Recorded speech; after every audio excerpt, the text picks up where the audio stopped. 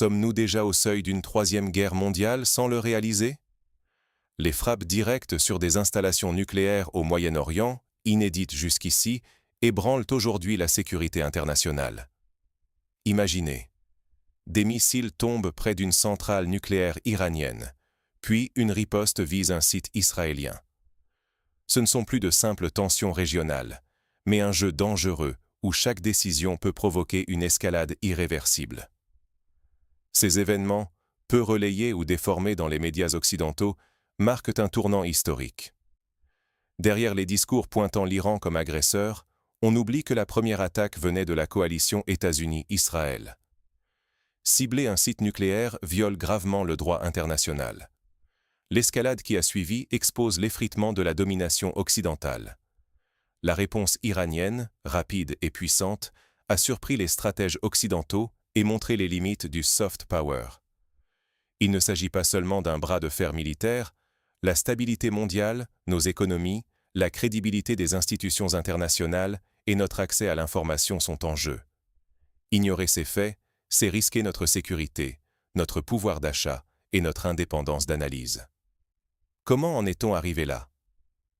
Revenons sur les faits marquants de cette crise inédite. Comment une décision risquée a-t-elle déclenché un effet domino incontrôlable? Tout commence lors d'une nuit marquée par une attaque américano-israélienne près de la centrale nucléaire de Bushehr, en Iran. Officiellement, il s'agissait de limiter la prolifération, mais ce raid a franchi une ligne rouge, la sécurité nucléaire. De nombreux experts dénoncent une violation flagrante du droit international et du principe de non-attaque contre des sites civils sensibles. Les images satellites confirment des impacts proches des infrastructures, sans dégâts majeurs ni pertes humaines. Mais le choc, lui, est réel, et la provocation s'est propagée bien au-delà de Téhéran. L'Agence internationale de l'énergie atomique, AIEA, réagit rapidement, exigeant la retenue de tous. L'AIEA rappelle que tout incident nucléaire fait courir un risque incalculable, non seulement régional, mais mondial. Mais le mal est fait. Le tabou des frappes sur des infrastructures nucléaires a été brisé. Face à cette agression, l'Iran réplique. Cette fois, des sites nucléaires israéliens se retrouvent visés. Les médias occidentaux qualifient aussitôt cette réponse de « escalade », mais l'ordre chronologique inverse le récit. C'est l'attaque occidentale qui a lancé la spirale. La riposte iranienne n'est pas que symbolique. Elle dévoile la vulnérabilité du « dôme de fer » israélien, jusque-là considéré comme l'un des meilleurs systèmes de défense au monde. Plusieurs projectiles passent, provoquant un choc à Tel Aviv et chez tous les alliés occidentaux de la région. La réaction internationale ne tarde pas. Rosatom, l'agence nucléaire russe, condamne des attaques irresponsables qui menacent la stabilité mondiale.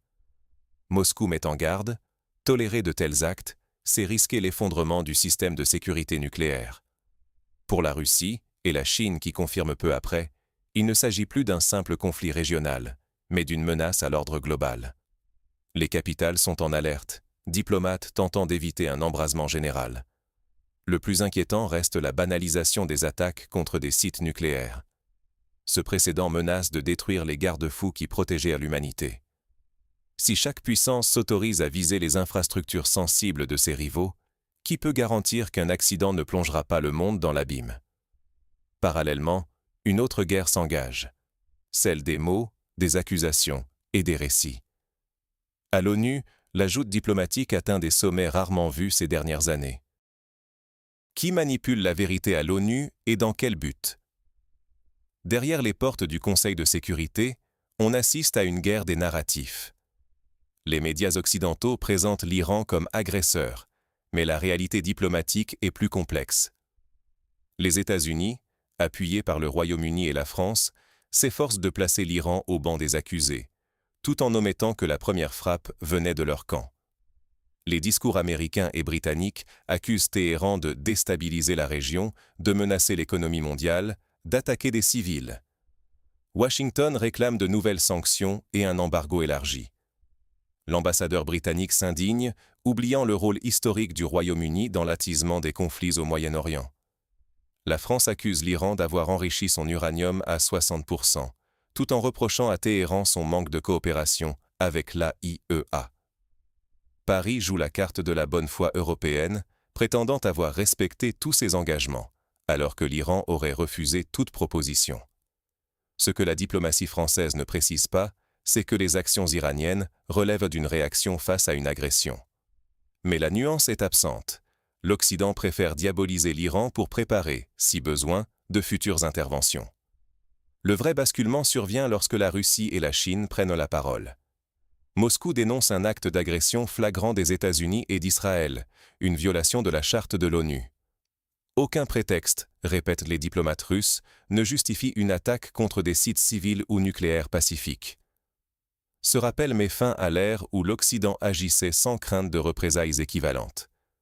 La Chine va plus loin. Son représentant accuse Washington de créer la crise, d'exagérer une menace iranienne jamais confirmée par l'AIEA, afin de préserver son hégémonie. Pékin exige l'arrêt immédiat de toute action militaire et demande aux Américains de s'engager publiquement à ne plus attaquer l'Iran ou ses installations protégées par le droit international. Désormais, la Chine défend ses partenaires stratégiques et dénonce le retour au droit du plus fort.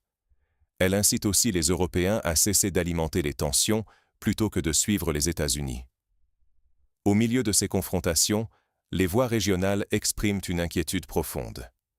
Du côté du Golfe, le représentant du Bahreïn souligne que l'escalade militaire menace la sécurité et la stabilité économique du Moyen-Orient. Il condamne l'utilisation de quartiers civils comme cible et réclame des mesures urgentes du Conseil de sécurité. Mais derrière ce langage se cache la peur des monarchies du Golfe. Si le conflit s'étend, elles seraient en première ligne, sans garantie solide de protection américaine. Ce qui se joue à l'ONU n'est pas un simple échange d'accusations. C'est la légitimité même du droit international qui vacille. Plus la fracture Est-Ouest s'élargit, plus la stabilité régionale s'effondre. L'escalade actuelle, avec frappes et représailles sur des sites nucléaires, franchit un seuil dangereux. L'Iran l'a dit, toute attaque contre sa souveraineté entraînera une riposte immédiate. Cette dissuasion symétrique met la coalition occidentale face à ses propres limites et redistribue les cartes du rapport de force mondial. Alors, où mènent ces affrontements et cette polarisation inédite?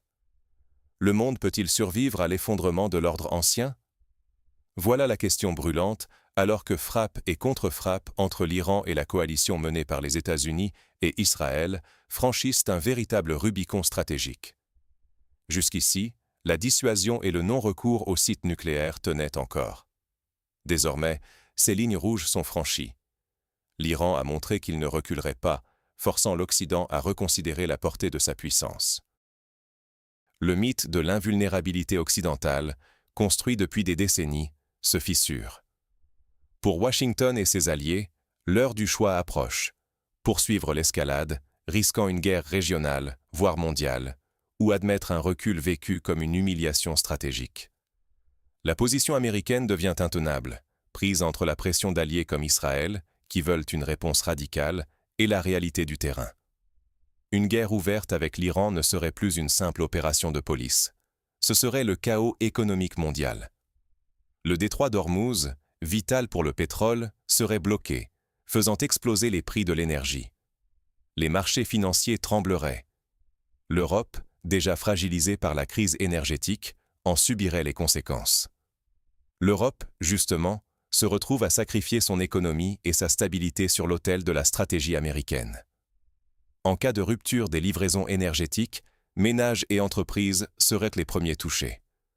Mais, entre dépendance et suivisme, les capitales européennes répètent les slogans de Washington sans s'interroger sur leurs véritables intérêts.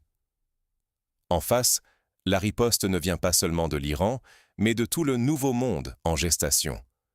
Russie, Chine, BRICS affichent unité et rejet de l'unilatéralisme occidental. À l'ONU, Moscou et Pékin bloquent toute résolution ressemblant à un blanc-seing pour d'autres interventions, affirmant que la souveraineté doit primer sur la loi du plus fort.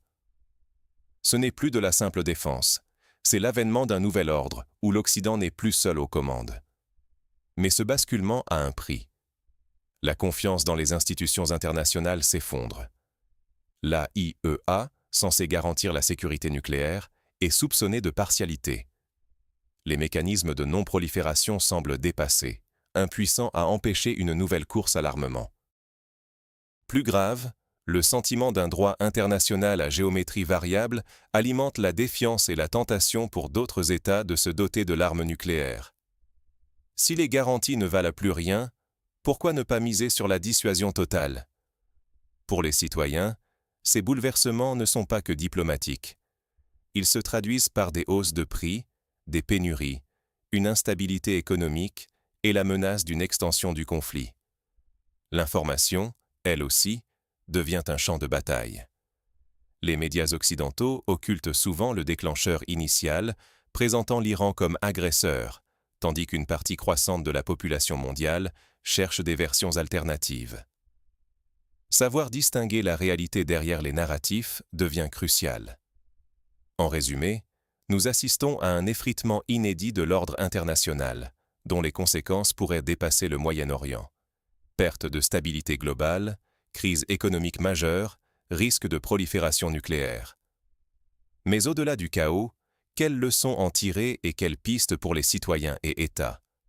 Comment ne pas se laisser manipuler et défendre ses intérêts dans un monde en mutation?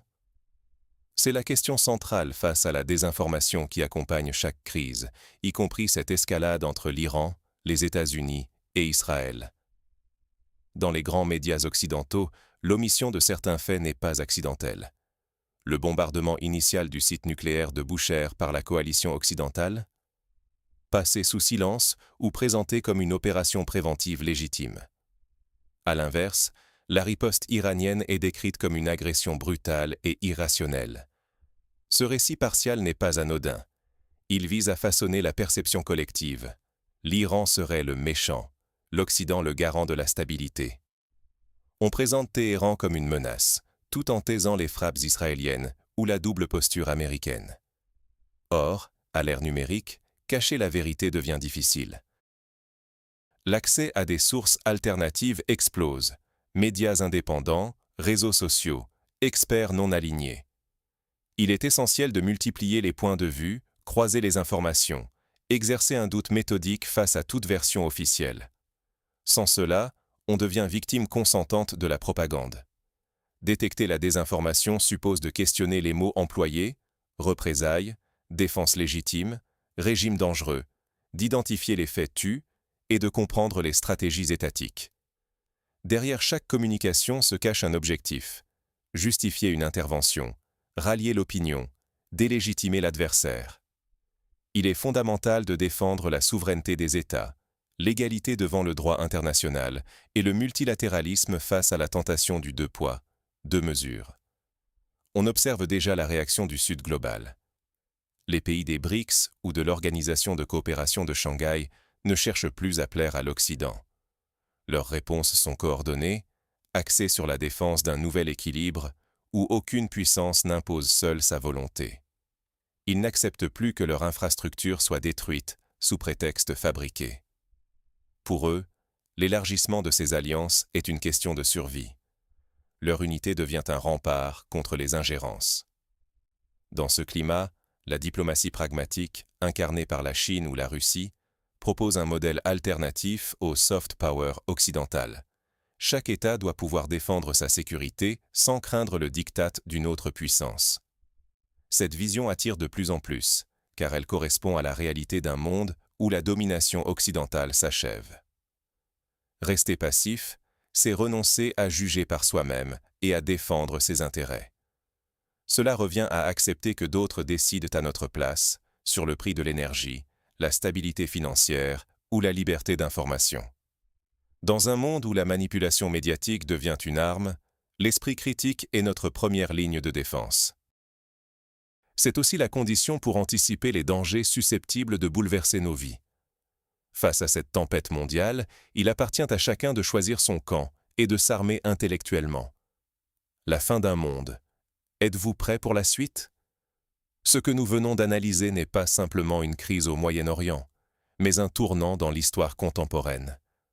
Les tensions autour des sites nucléaires iraniens, la riposte symétrique de Téhéran, la fermeté de la Russie et la prudence de la Chine.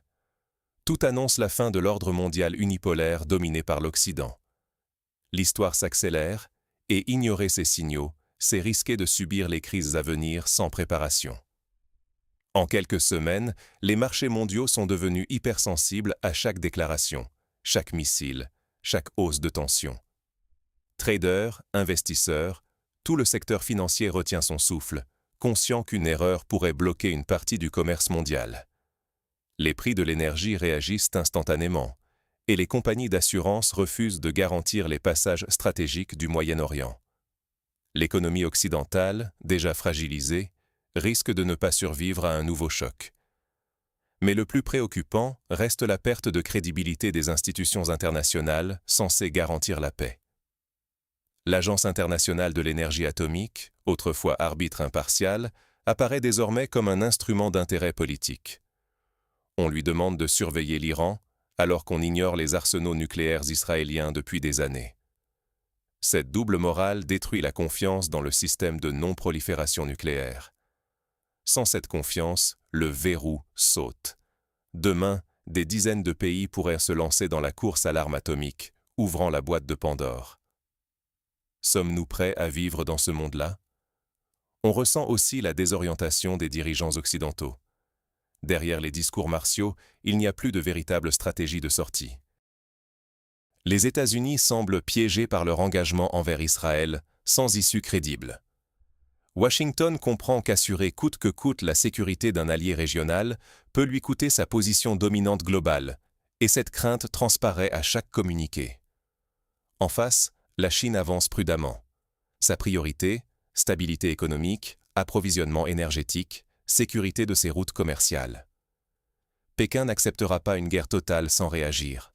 Ses positions fermes à l'ONU, son dialogue avec les pays arabes et l'Iran dessinent déjà un nouveau réseau d'alliances pour garantir un minimum de stabilité là où l'Occident ne propose que confrontation. Cette diplomatie de l'équilibre séduit de plus en plus les acteurs régionaux, lassés de la logique du « avec nous ou contre nous ». Que faire face à ce basculement? D'abord, ne pas céder à la peur, mais garder l'esprit critique. Refuser d'avaler sans recul les récits qui désignent systématiquement l'Iran comme agresseur et l'Occident comme victime. Ensuite, être lucide. Nos économies, notre sécurité, notre information sont directement menacées. Comprendre les enjeux, c'est commencer à s'en protéger. Enfin, cultiver la résilience. Dans une époque de bouleversement, ce sont les sociétés capables de s'adapter, de réfléchir et de s'informer qui s'en sortiront le mieux. La fin de l'ancien monde n'est pas inexorable, mais traverser ces crises exige lucidité, courage et solidarité. Restons vigilants, prêts à remettre en question nos certitudes et gardons confiance dans notre capacité collective à inventer un nouvel équilibre. Merci d'avoir suivi cette analyse.